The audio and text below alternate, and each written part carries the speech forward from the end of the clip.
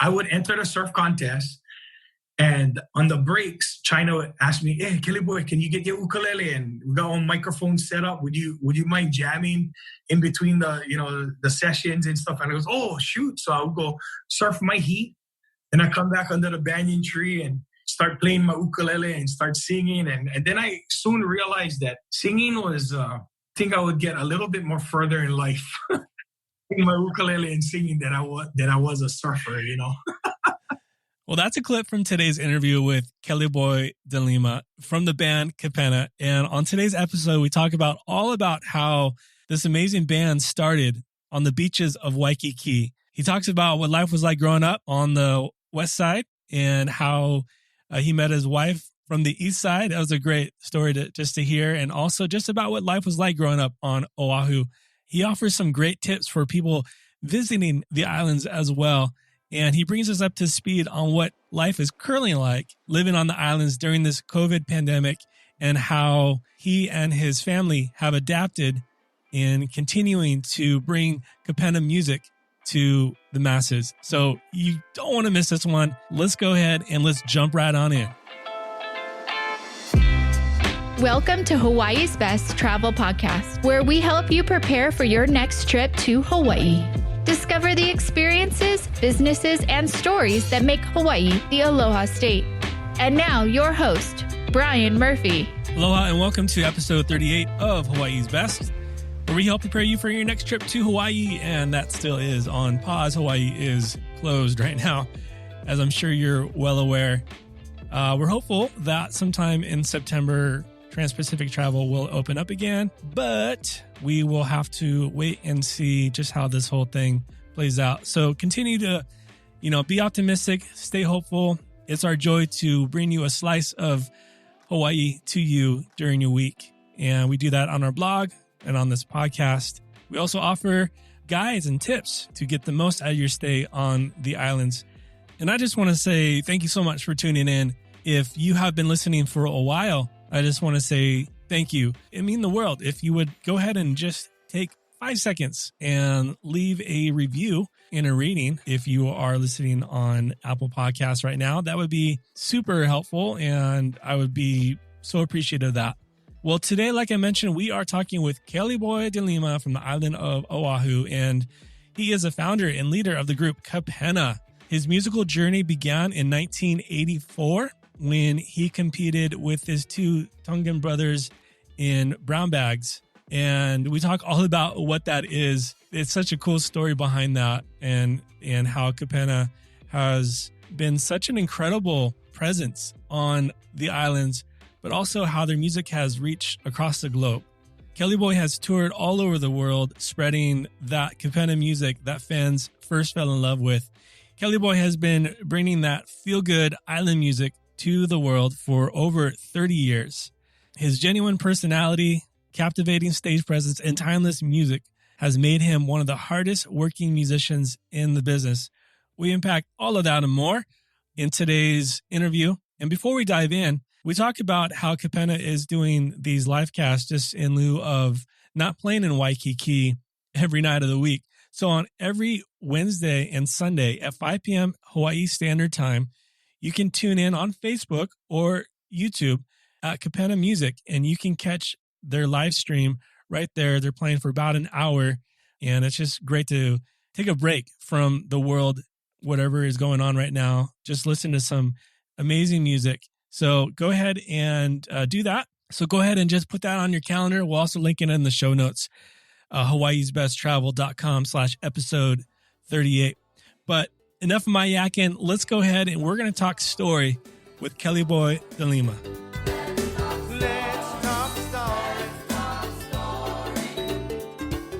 Boy, I just want to say thank you so much for coming on Hawaii's Best today. How are you doing? I'm doing great, Brian. Thank you. And yes, things are beautiful today in Hawaii.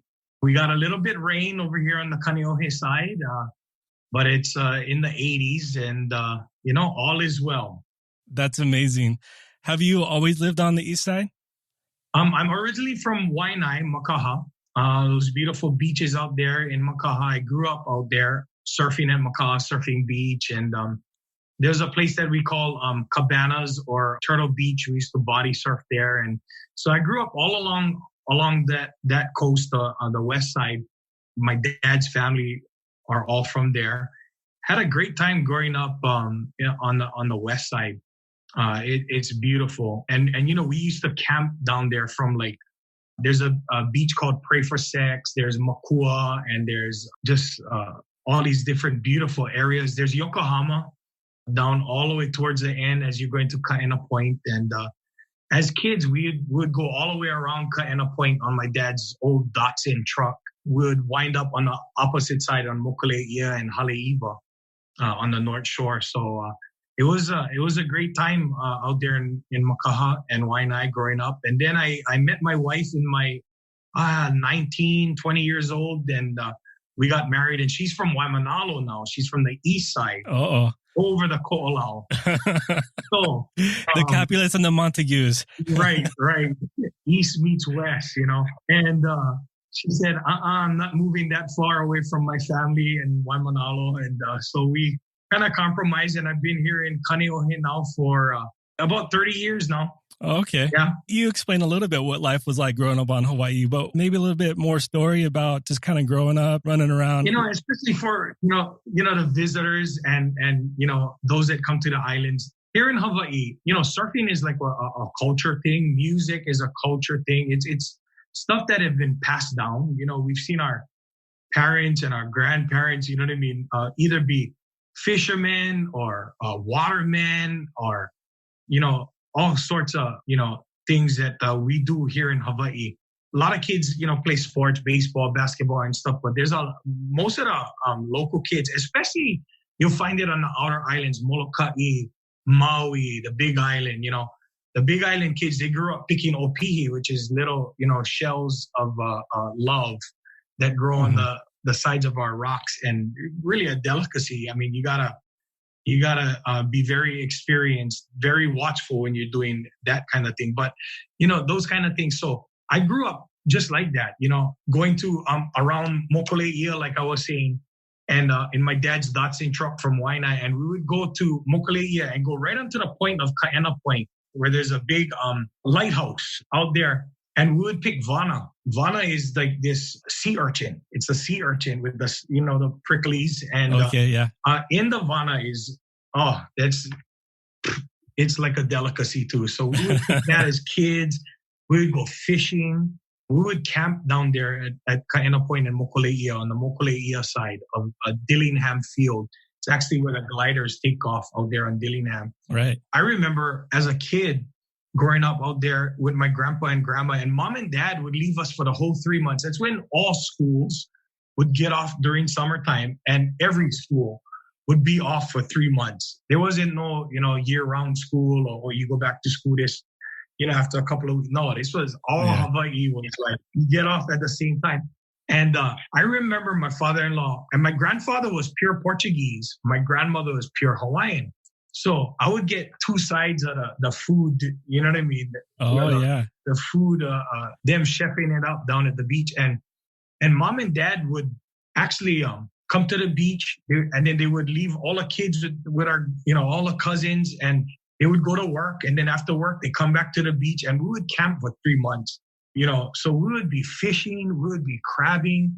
And I remember my dad, them coming, and they would go night diving quite a bit. And I remember them going out one time and night diving, and my dad bringing back this big white eel. I mean, the eel was it was about as big as like my leg, my thigh, huge eel. And I was like, what the heck are we going to do with this, And my grandfather cooked it in this vinegar style, this Portuguese way called vinho dois. Okay. And, in Hawaii, we get all these different cultures and flavors and there's a whole fusion. It's just, it's just one big melting pot, Brian. Right. Yeah. And so my grandfather cooked, this was the best. I still can taste, I was a kid, and I still can taste it in my mouth. But that's the kind of stuff that we would do, surfing. Takes you back. Yeah, it takes me back. Surfing and diving and watching my father them go diving and just growing up, that life, and it's great times in Hawaii. And local people, they love to share the culture. They love to. I know we have plenty of family that come from the mainland and stuff, and they just want to soak in everything. Yeah. Right. This, that, and the other. So it's a good life here. Yeah.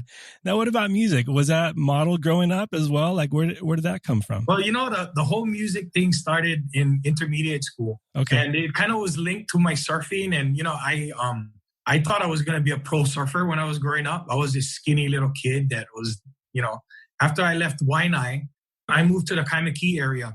And it was in intermediate high school time. And I grew up on Waikiki Beach. I became a Waikiki Beach boy. I would run for all the uncles. Hey, if you needed coffee or you needed one drink, I was your man, Anyway, I gave surf lessons and took people out on the canoe outrigger, in Waikiki Beach. And I lived that life. And that's pretty much how I learned. I had beach boys, friends, kids that were all growing up with me. James Willis, was a dear friend from the Big Island, and another kid that I grew up with, Kunia Godera, who was a grandson of our legendary Gabby Pahinui from the Pahinui family. He was one that really inspired me and his abilities on that ukulele. But it was during that time running around on the beach, I would take my ukulele, I would give them to one of the beach boys on Waikiki Beach, like Uncle Imai Kalani Young. He had a group called Intangibles here.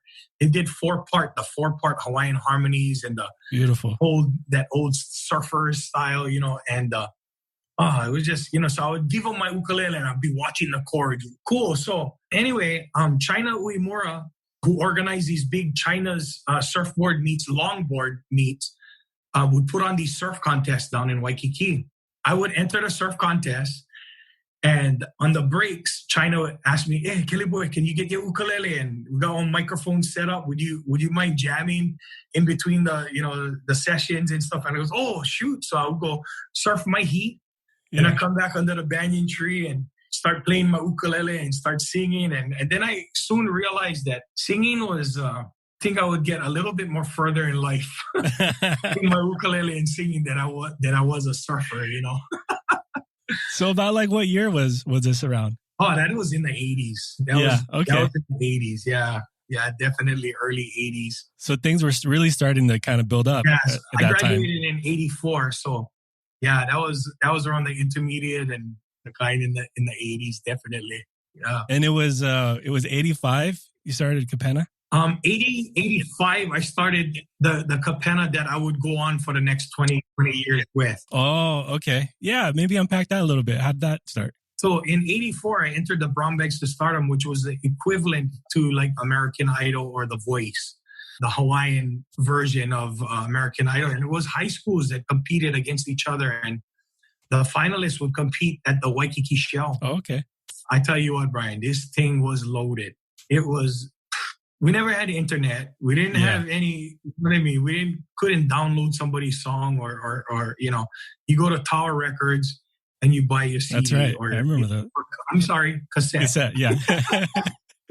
But I'm not as old as 8-track. So you get your cassette and man, I tell you, it was just phenomenal. It was a phenomenal turnout, that Waikiki Shell. I mean, you'd have 10,000 people in the Waikiki Shell and another 4,000 outside. Just listening and hanging out and tailgating and potlucking and doing all of that stuff. And it was huge. And I entered with a couple of friends of mine from school in 84. And we were against that year, the guys that won was Na Pili Mehana. Oh, yeah. 3 girls.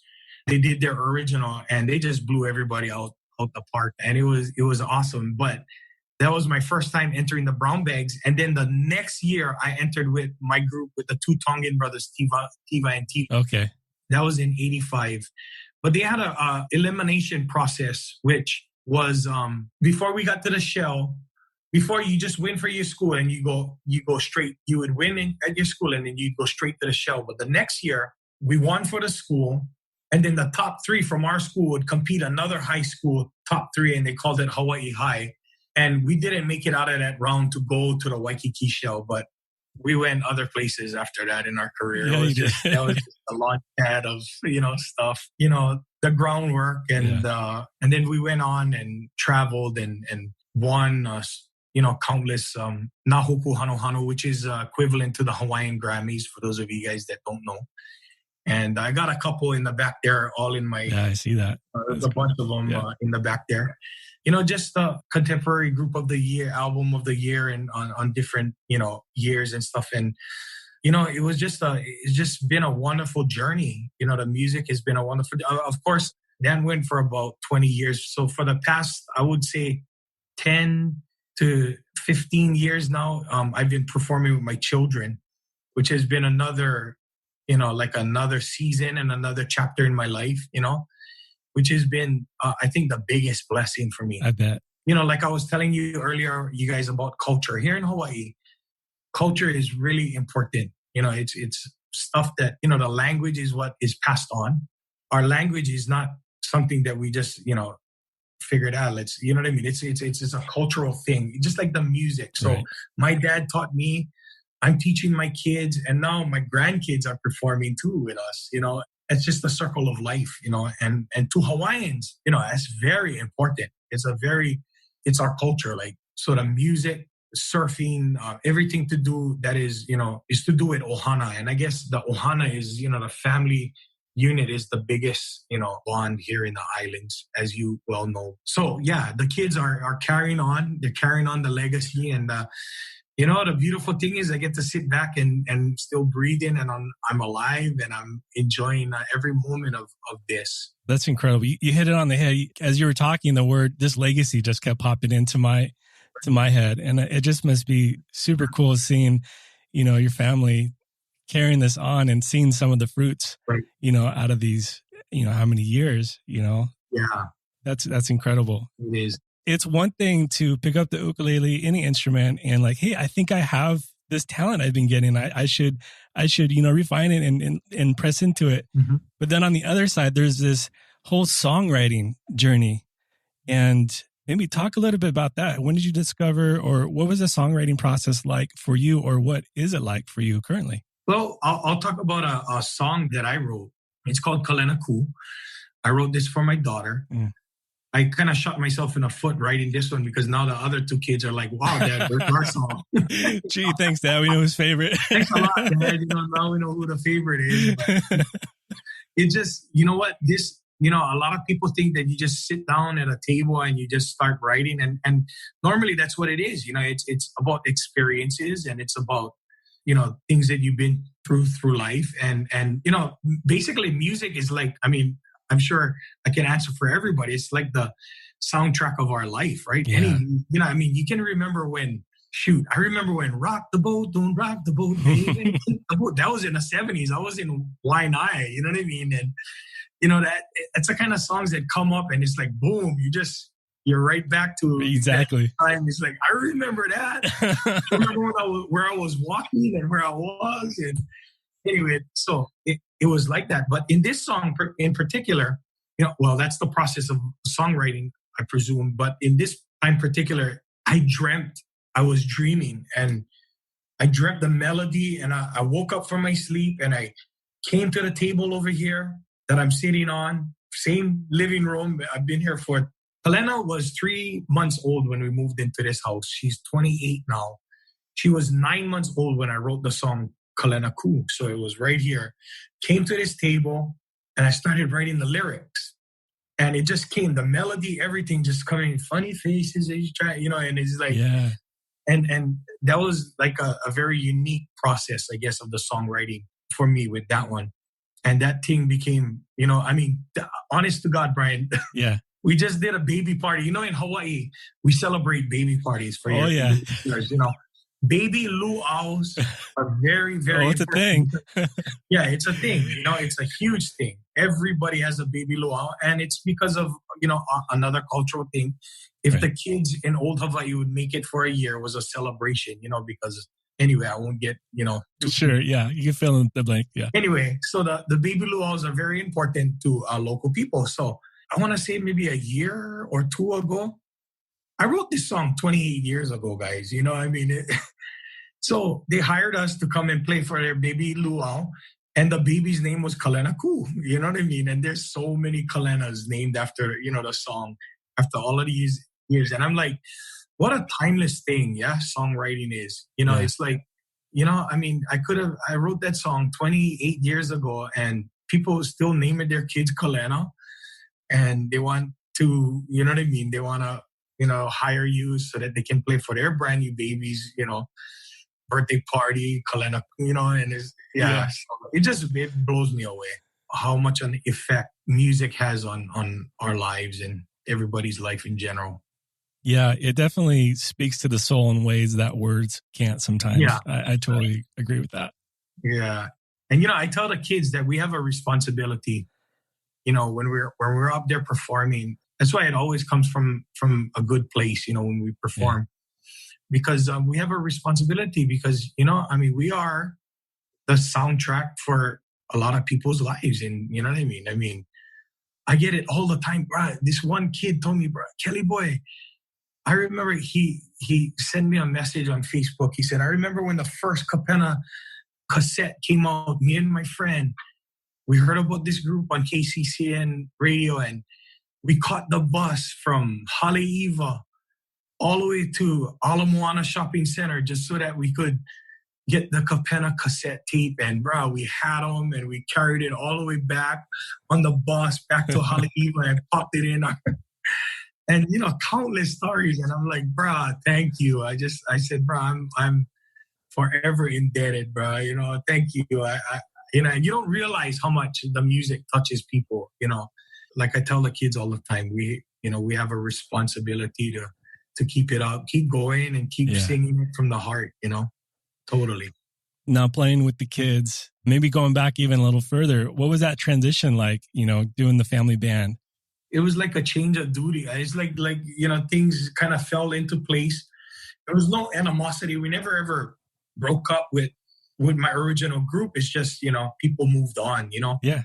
Life goes on, even with my kids, they're all grown up, they're getting married and I have grandkids now, and it's like their life has moved on. I'm trying to pull them back and say, hey, life moves on. And that's what happened with the two brothers, Yeah.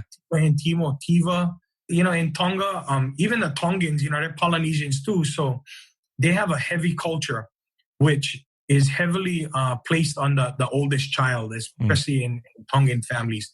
When the kupuna or the parents get older, their responsibility is to take care of that. And so Tiva, what had happened was he just kind of moved into that, that place in life where he had to take care of mom and dad and move into that responsibility. And they're heavy in the church, Tongan church as well.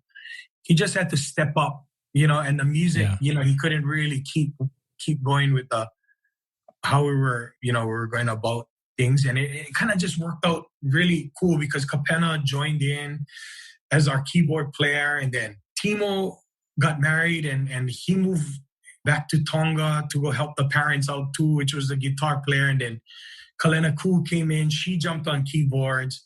Kapena moved back to drums. And then, but I taught all of these kids during this time, they was into drum lessons, saxophone lessons, trumpet lessons, drumming, piano lessons. They took classical piano since they were 5 years old. So they all play piano. They all can drum. Kalena went to drum lessons too. So Kalena jumps on the drums too. I don't know. It was just, I like to say divine appointment for them to be in that office that they're holding now, is carrying on the next generation of Kapena. And it's just been such a great, I cannot believe it, Yeah. Like the piano teacher would call me up. She goes, Kelly boy, there are families that come to me and they have multiple children too. And maybe one of them, got some talent, maybe two, but all of your kids, she's like, all of your kids just, great. But to be honest, Brian, it was a grueling time because, bro, I was like this drill sergeant, it's like general daddy, like get on your lessons. And while the other kids were outside playing kickball and playing, whatever they're doing outside, these guys was in the house, practicing. Okay, you got 45 minutes on the drum.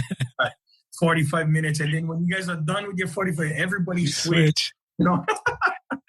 So, they worked hard for it. They really did. And when the time came, like you said, to transition, it was all as we say in the islands, pono. It was all good, like when one hand just slipping into one glove. And, the kids in Hawaii, and I stress the culture thing and the ohana thing. If I chose any other group members to fill the shoes of my original group, Kapena wouldn't be here today. But the locals look at you and they says, oh my gosh, that's Kelly Boy and all of his kids. Right.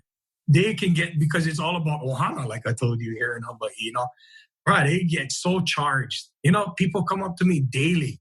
And, we have these live streams that we do every Wednesdays and Sundays that I do with the kids on Facebook since, we haven't been working for the past, 5 months. So we go online and do these concerts. And every day I get some kind of, and it's like, what a blessing to perform with your children and to, to do this with the kids. And I really believe that that's what's taken us, from the 80s. And now we're here in 2020 and we're still continuing on, Because each one of them in their own right is an amazing and accomplished musician. Totally. Yeah. Obviously, yeah, these huge shoes of, Kapena. Right. But, to fill, right? But they're amazing musicians in their own. I mean, they work. You can definitely tell they earned it. They sure did. And, they worked really hard for it. And they might be scarred a little bit because of scars are okay. But they're okay. They're good. They're good standing citizens in the community. So. You mentioned the live streams and even if take us back, even 6 months ago, pre-COVID, the whole thing. And you guys were performing, or you performed about, was it like 6 nights a week? Most of the time, 7. Oh, 7. Okay. Wow. Yeah. The Sundays, normally we take off, for church and stuff. But if you get, we're also praise and worship, leaders in our church. So we have that responsibility too. It's not really a responsibility. It is a joy, to get into church and to do that. But that's one of our other jobs is to do that. But my father-in-law is a pastor. I married a pastor's daughter, and my father-in-law always used to say, something, if you're working and you have work, it's a blessing. And if you get work, especially as an entertainer, please go do your job. God wants to bless you, And so we wouldn't shy away from, oh no, we don't work we're Christian, we don't work on Sundays. And no, right. My father-in-law would encourage it. And he says, you got on job, it's a blessing. Recognize it. You know what I mean? That'll preach.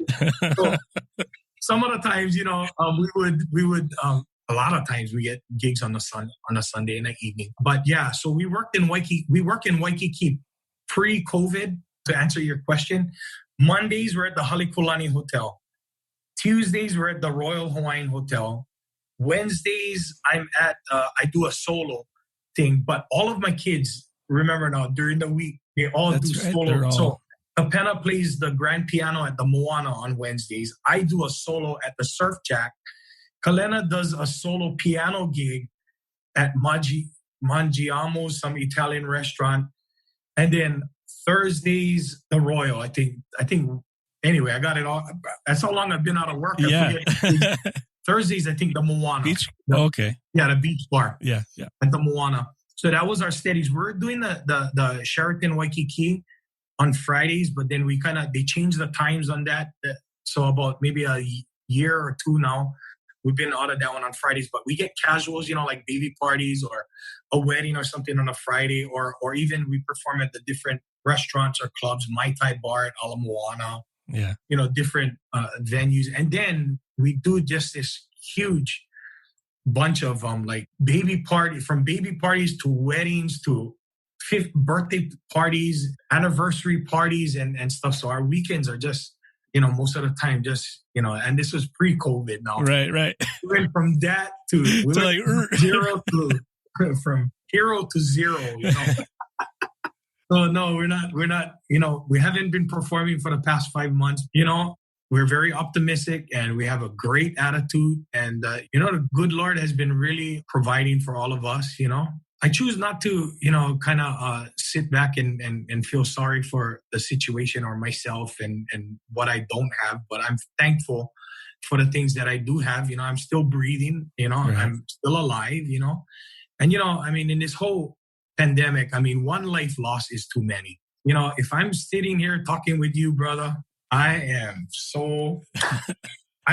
What am I going to be down about? Right. I mean, I'm not going to join, that club. I don't feel like I want to do that. And, I want to give a positive message to everybody. We're going to get through this, and regardless of what how you view it, whether you think that we're getting through it together or we're not, I mean, we're all in it together. And, right. I look around and I think it's not just the musicians or the entertainers that are hurting. It's the whole world. You know what I mean? It's everybody. I mean, look, we get cutbacks on Hawaiian Air now, and, people are losing their jobs. The tourism industry is just zero. You know what I mean? And it's just not only the musicians or the entertainers. It's everybody that's taking up. I told my wife yesterday, I said, I keep waking up every day and I pinch myself and I think, right, is this a dream? Is this like right. bad? Is this going away? And I wake up every day and goes, no, gotta deal with it, buddy. But it's good, Brian. It's good. I mean, you guys are still reaching and touching people, which is amazing. Even, through technology. How are those sessions been going? Those live sessions? It's been really awesome. Ever since we started the week of, we did our last. Oh, I didn't realize that. You jumped right in it. Oh, wow. We just jumped right in it from March. I've done the numbers. My son-in-law who does all the video tech, we've played to over 1.5 million people. That's incredible. Already since March, Yeah. With the views and the likes and stuff, well over 1.5 million. Right. I don't think I would play to that many people in a lifetime. If I was Garth Brooks or something, maybe. Now a little group from Hawaii, So the reach has been unbelievable. Last night, we had guys from Fiji and they were like requesting our Fijian song Masese, and they're jumping up and down. You can just feel it in their text.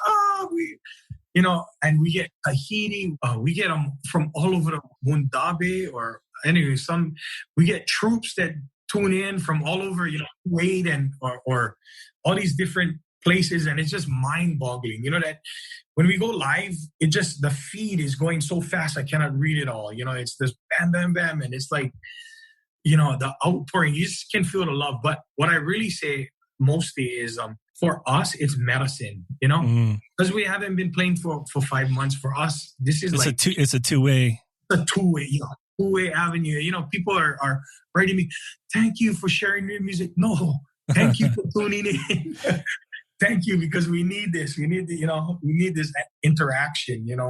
It is what it is nowadays. And I tell you what, the whole learning curve is like something that I've never experienced, in my life. I mean, I know how to hook up a sound system and do a mixer board and have my speakers and it's sounding good and perform for an audience. But bro, when you go live streaming like this, it's a different world. We're mixing our audio while we're going, live feeding and it's like, okay, it's coming out. And then all of a sudden, boom, you drop out. And it's like, what the heck? And it's like, what's going on? And anyway, it's just, but we got it down. We went through that learning curve and it's coming around real good and we're getting it down. So learn something new in life. I mean, can you imagine? Okay, so the skills you're learning right now, or have learned these past 5 months, take those into a post-COVID environment where you're doing more.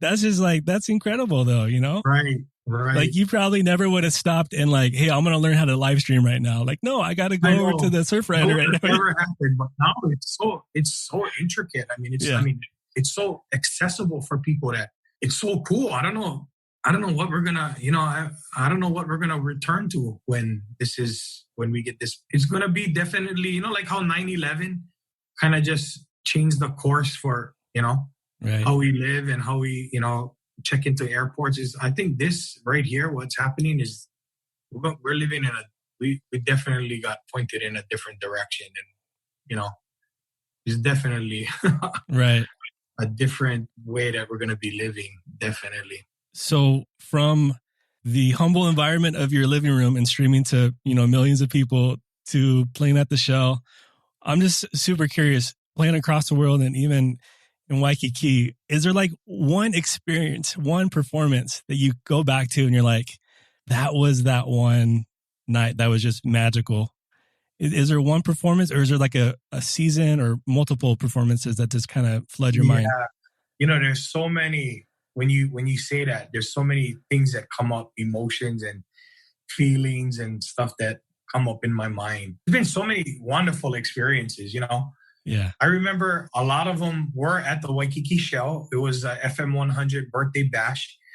And, we started that off with the old school guys, Kapena, Israel Kamakavivo'ole, Willie K. And, Willie K just passed away. Israel has passed. And I remember standing up on stage, Roland Casamaro. It was me, Willie, Roland, and Israel. We're on the stage. And I have this old sketchy little video that I still have of the four of us up there on stage at the Waikiki Shell. Those are high points, definitely. Yeah. And look, all three of them have gone on home and they're all jamming in heaven now. There was one year at the Waikiki Shell when FM 100, which was the radio station here for those of you visitors out there tuning in, FM 100 was the radio station that hosted these big called birthday bash, and they lasted for, I think, 22, 23 years. And we played for everyone, all 22 of them or 23 of them. But one year in particular, this was before cell phones and before, it was the days when people only had lighters and, no cell phone lights on the camera and stuff. They were giving away these flashlights, these little flashlights that, you'd turn on and, hang at the end of your key. And, if you lost your, so it was, I think they gave like the first 5,000 people that came to the gate. And this, you're talking about 10,000 people that would attend these concerts, So the first 5,000, so I'm thinking, I'm backstage and I'm like, man, all these people got these lights. And it's like, what do I do? It had to have been, I would say maybe 6 years into the birthday bash. Maybe I did 6 of them already. I thought to myself, what could I do to incorporate these lights and stuff? So I sang Danny's song, which is, we recorded it also, but it was a Loggins and Messina tune. Mm-hmm. Even though we ain't got money, I'm so in love. And, everybody knows that song, right? So I started off this thing. And when we came to the chorus, even though we ain't got money, I yelled on the mic for the technician to shut down the whole house, the lights. And Brian, dude, these guys was flashing there. I said, turn on the lights. And the whole Waikiki Shell was lit. Oh, man. And you know what? Long story short, after that, every year we had to do Danny's song. And, and then it evolved from those lights to lighters. And then it evolved to cell phones, boy. Right. Crazy. That was one of many, just so many. 35 years I've been, doing this, and it's been a wonderful journey, to say the least. That's incredible. Yeah. All those years, and you've seen Waikiki transform and re-evolve, and you've seen many people, come and go. Yeah. If someone's coming to the islands, this is something I just love asking everyone who comes on the show. If someone's coming to the islands, maybe for the first time or year after year visiting, what would be something that you would want them to know coming to the islands, just kind of being prepared? To come wanting to learn something about the islands and our culture. Yeah. Because it's very rich. Our culture is very rich. You have it right there in Waikiki. Surfing is something that I always suggest, because it's, you know what I mean? The Lukahano Moku and our kupuna, that was their life, you know what I mean? Surfing and the Waikiki beach life. And then, especially going around the island and getting the experiences of everything culturally. Iolani Palace is a good one, to learn about, history and, our queen, Liliu Kalani. And, it's just a lot of rich heritage. So dive into it, Yeah. Even like the Arizona Memorial, that is a lot of history too. My father-in-law, who just passed away last year, I would sit with him. I'm married to his daughter for 32 years. So I knew him from my 20s, and he was a little boy when Pearl Harbor happened, And he actually waved at the planes going over. He lived where the Honolulu airport is. And a little fun fact for you guys that not too many people know, but that area was called Damien Track. And it was track homes and it was right where the Honolulu International or Daniel K. Inouye Airport, I stand corrected now, is.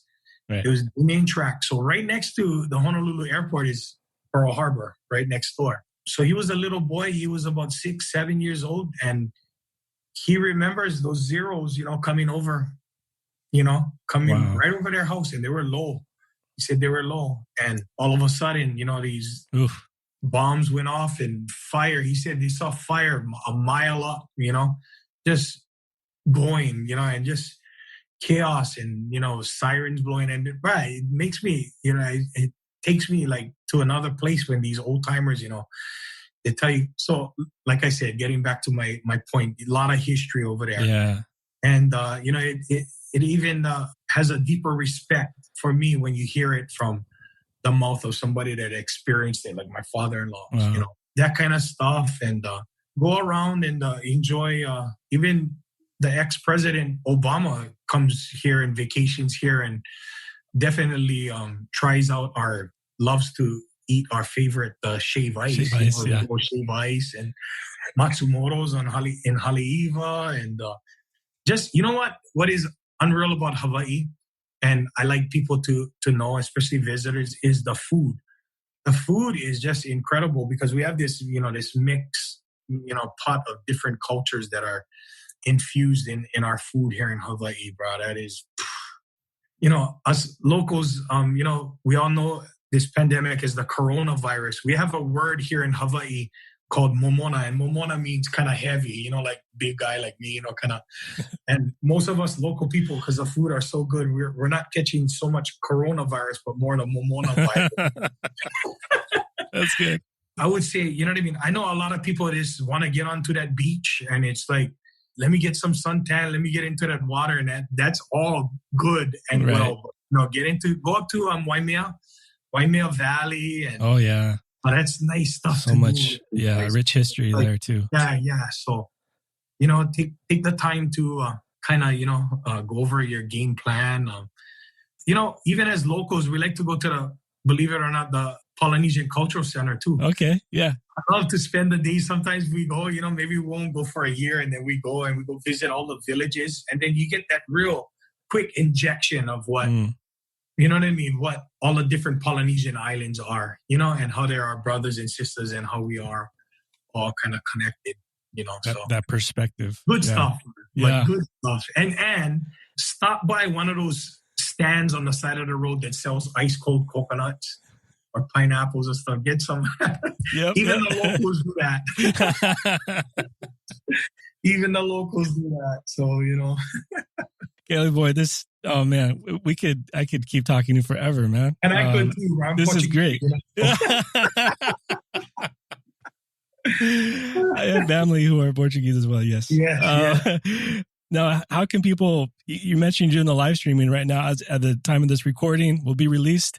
How can people, get onto the live stream, watch you guys? You can go right on our live stream on our Facebook page at Kapena. Okay. Just type in Kapena music. Easy. And it's easy. And we go on Hawaii Standard Time, 5 p.m.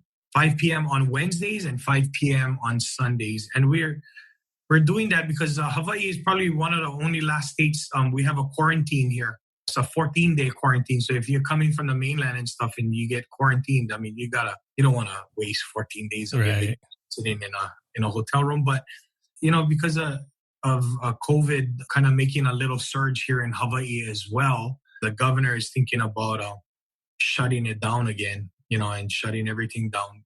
And they opened up inter-island travel without the 14-day quarantine from island to island, but looks like that's going back. With that said, not to be humdrum about the situation, but on the optimistic side, if you have to stay home, and most, Hawaii people have been indoors, it's a great time to tune in for some concerts. And that's 1 hour that it takes away from me watching the news and getting so depressed. It's like, inject a little bit of sunshine in there through the music. I mean, like I said, it's medicine for us too. So tune in. Love that. What else online and Instagram? How can we find you? Instagram, we're at Kapena Music as well, but we actually go live on Facebook Live and we go live on YouTube. So you can go to our YouTube station. Okay. So we do those two. We hook up two feeds, one going to live feeding to Facebook and one to YouTube. So for those of you guys that are listening, you guys are not too Facebook savvy like I am. You know, that's why I got a couple of good millennials under my jacket over here. But yeah, YouTube is on all your smart TVs or your little Roku players, whatever, and it's free, and you can catch us every Sundays and Wednesdays. Bring a little bit of aloha into you guys, you know, and you guys can make requests and stuff like that. We do the white sandy beach, bro, for people in Vermont all the time. Kelly boy, this has been real. I truly appreciate you and everything that you've done. Thank you, Brian. Anytime, bro. Anytime you need me, anytime, I'm good. I got time now, Brian. You know, right? No place to go, brother.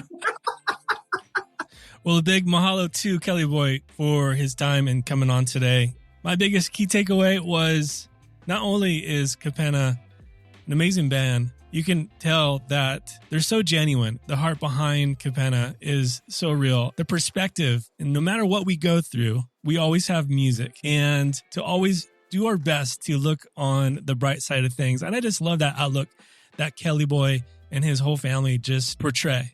So to catch Kapena on their next live stream, go to Kapena Music on Facebook or YouTube.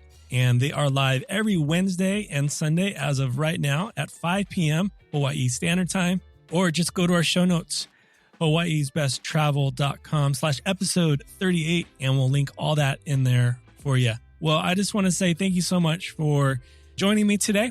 If you enjoyed this conversation with Kelly boy, I would just love to hear your feedback too. Drop a rating and review on Apple Podcasts. And I just totally appreciate that. But until next time, be well. Aloha.